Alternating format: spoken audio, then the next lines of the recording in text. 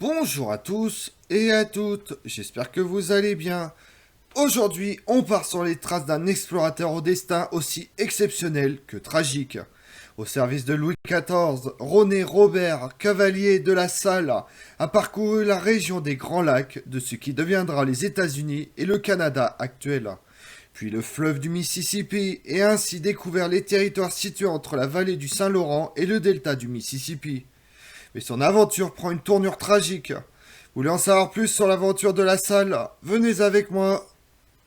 Le destin de La Salle aurait pu être extraordinaire. Il aurait pu être érigé en héros aux côtés d'explorateurs tels que Vasco de Gama, Christophe Colomb et de conquérants comme Hernán Cortés, Afonso d'Albuquerque.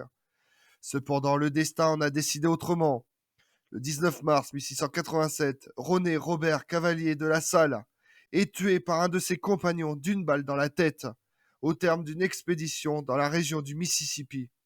Après d'incroyables et rocambolesques mésaventures, 5 ans plus tôt, le 9 avril 1682, il avait pris possession de cet immense territoire au cœur de l'Amérique du Nord.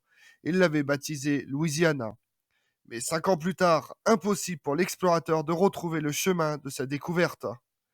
Héros romantique aux yeux des historiens du 19e siècle, La Salle a été en fait victime de sa propre incompétence. Sa descente du Mississippi, sur lequel se fondent les prétentions des Français sur la Louisiane, est le seul fait qui justifie sa célébrité. René Robert Cavalier est le fils de Jean Cavalier, riche commerçant, et de Catherine Guest. Le nom de La Salle qu'il portera plus tard provient d'une propriété familiale dans les environs de Rouen, ou plus probablement de sa grand-mère maternelle Catherine de La Salle, épouse de Robert Guest, commis à la recette des vendeurs de poissons. Il a reçu en baptême Nicolas Guest pour parrain et Marguerite Maurice pour marraine. Il étudie au Collège des Jésuites de Rouen, actuel lycée Pierre Corneille, et entre au noviciat de la Compagnie de Jésus, au sein de laquelle il formule ses vœux en 1660. Il étudie 2 années la logique et la physique au Collège Henri IV de la Flèche, puis est professeur à Alençon, puis étudie de nouveau 1 an les mathématiques. De 1664 à 1666, il pratique l'enseignement à Tours et Blois, puis demande à être relevé de ses vœux pour infirmité morale, ce qu'il obtient le 27 mars 1667. Il était entré dans l'ordre des Jésuites pour faire plaisir à son père. À la fin du XVIIe siècle, une grande partie de l'Amérique du Nord est occupée par les pays européens. L'Espagne possède la Floride, le Mexique et la plus grande partie du sud-ouest du continent nord-américain. La côte nord-atlantique est aux mains des Britanniques et les Français occupent la Nouvelle-France, une grande partie de ce qui est aujourd'hui le Canada, ainsi que le pays des Illinois. Les Français craignent que leur territoire soit vulnérable aux visées expansionnistes de leurs voisins. En 1681, Robert Cavalier de La Salle lance une expédition qui réussit à descendre jusqu'à l'embouchure du Mississippi, espérant alors rejoindre l'océan Pacifique. Mais il découvre en fait que cette voie mène au golfe du Mexique. Bien que Hernando de Soto ait exploré et pris possession de cette région pour l'Espagne 140 ans auparavant, La Salle revendique le 9 avril 1682 la vallée du Mississippi au nom du roi de France Louis XIV et la baptise Louisiana en son honneur. Sans la présence française à l'embouchure du Mississippi, l'Espagne contrôlerait l'ensemble du golfe du Mexique et constituerait une menace sur les frontières méridionales de la Nouvelle-France. La Salle croit que le Mississippi est proche de l'extrémité orientale de la Nouvelle-Espagne, et lors de son retour en France en 1683, il propose la création d'une colonie à l'embouchure du fleuve. La colonie pourrait fournir une base pour la promotion du christianisme au sein des peuples autochtones, ainsi qu'une tête de pont idéale pour attaquer la province espagnole et prendre le contrôle de ses riches mines d'argent. Il fait valoir qu'un faible nombre de Français pourraient parvenir à envahir la Nouvelle-Espagne grâce à une alliance avec les peuples autochtones, fâchés d'être réduits en esclavage par les Espagnols. Après que l'Espagne de Carlos II ait déclaré la guerre à la France en octobre 1683, Louis XIV accepte de soutenir le plan de Robert de La Salle. Ses fonctions officielles comprennent dès lors de confirmer l'allégeance des Indiens à la couronne de France, de les conduire à la vraie foi et de maintenir la paix intertribale. La première tentative de peuplement de la Louisiane rassemble 300 soldats, matelots et colons entassés sur 3 navires. Cette flottille, surchargée, partie de La Rochelle durant l'été 1684, touche d'abord terre à Haïti avant de mettre le cap sur le delta du Mississippi, qu'elle rate de peu. Sa destination n'est qu'à une soixantaine de kilomètres vers l'est. Désorienté par un compas défectueux, Cavalier de la Salle fait fausse route vers l'ouest, naviguant sur plus de 600 kilomètres avant de jeter l'ancre loin de son but, aux portes du Mexique. L'explorateur se trouve ainsi à proximité du territoire espagnol, dont l'invasion à moyen terme est l'un des buts de son projet de colonisation.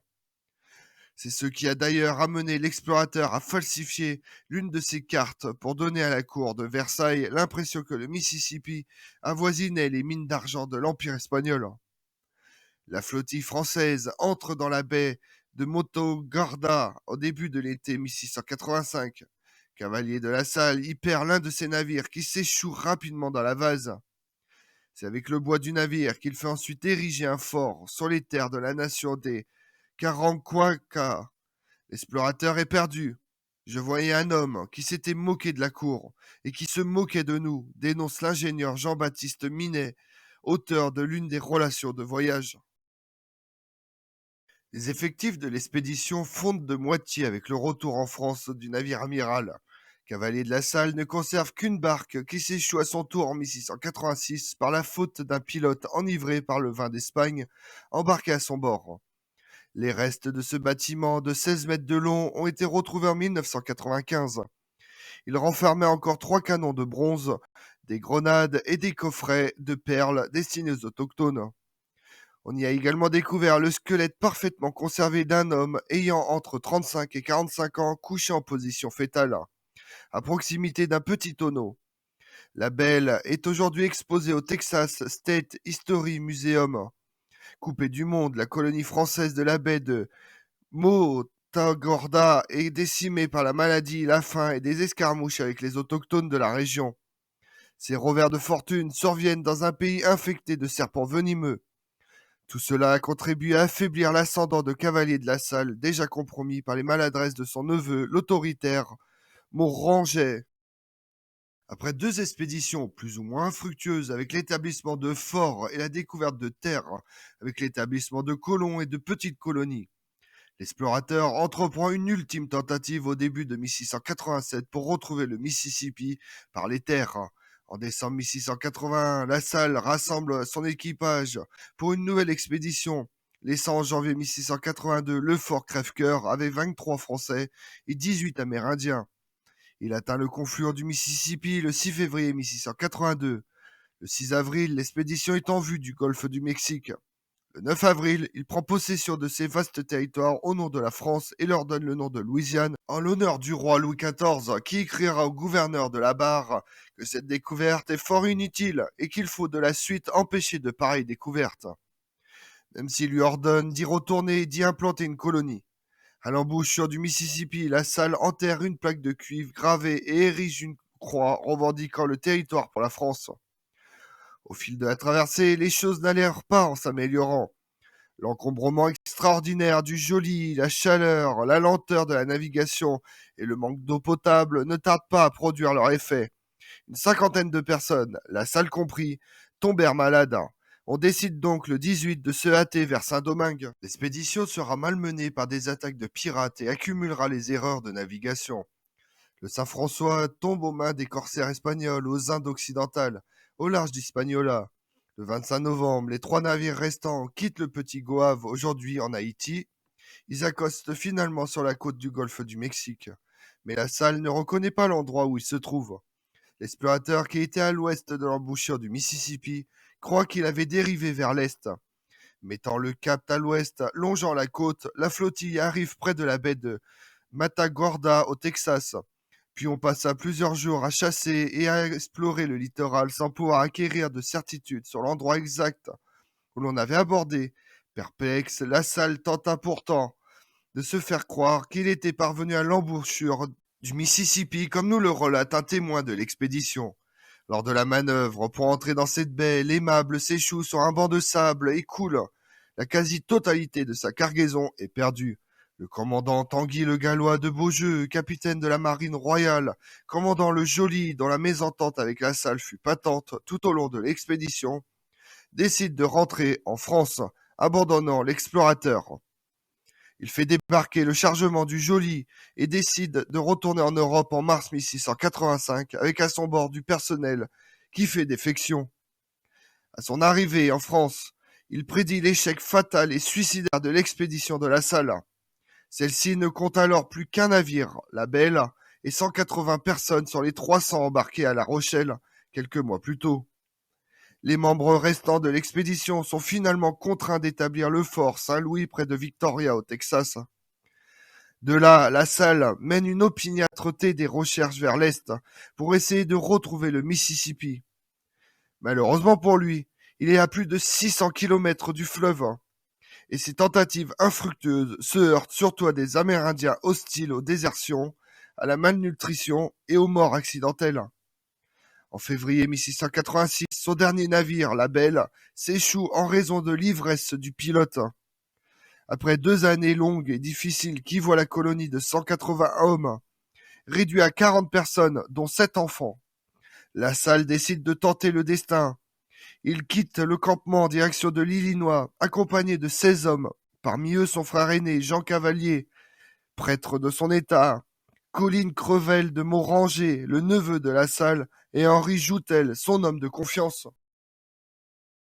Constatant l'ampleur du désastre et l'incapacité de leur chef à trouver l'objectif, les hommes se mutinent et La Salle est assassiné le 19 mars 1687, près de Navasota. Le 19 mars 1687, le cadavre dénudé de René Robert Cavalier de La Salle est jeté dans les buissons par ses assassins. C'est ainsi que se terminent les aventures de l'explorateur français qui s'est perdu dans le pays inhospitalier du Texas en tentant de retrouver sa rivière, le fleuve Mississippi. Il a été tué d'une balle dans la tête par l'un de ses membres de son expédition embusqué dans les herbes hautes. Le tireur Pierre Duhaut a ouvert le feu sur sa victime au moment où celle-ci interpellait son complice, Jean l'Archevêque, sous une nuée d'oiseaux de proie tournoyant au-dessus de leur tête. Les conjurés s'empressent de piller les bagages de leur ancien maître. Ils récupèrent au passage le manteau écarlate qu'ils portaient 5 ans plus tôt lors de la prise de possession de la Louisiane. C'est à la suite de cette appropriation territoriale réalisée au nom de Louis XIV que Cavalier de La Salle perd la vie à la recherche du Mississippi. Les derniers membres de la colonie survivent jusqu'en 1688, quand les Amérindiens massacrent les 20 adultes restants et prennent 5 enfants comme captifs. Henri Joutel, ayant survécu à la mutinerie qui coûta la vie à La Salle, poursuit la route accompagné de Jean Cavalier et 5 autres hommes jusqu'au Mississippi à pied, puis jusqu'à Québec, où la majeure partie d'entre eux s'arrêtent. Quand ils apprennent le destin de l'expédition, Tonty envoie des missions de recherche en 1689, mais aucun survivant n'est retrouvé. Le récit principal du déroulement de cette expédition provient du journal de bord d'Henri Joutel, considéré par les historiens comme la source la plus objective d'informations sur le sujet. Comme on l'a vu, le 19 mars 1687, René Robert Cavalier de La Salle trouve la mort dans le territoire de l'actuel Texas en tentant de retrouver le fleuve Mississippi. L'explorateur a été tué d'une balle dans la tête par l'un des membres de sa propre expédition embusqué dans les herbes hautes. Je vous remercie d'avoir suivi cette vidéo en ma compagnie.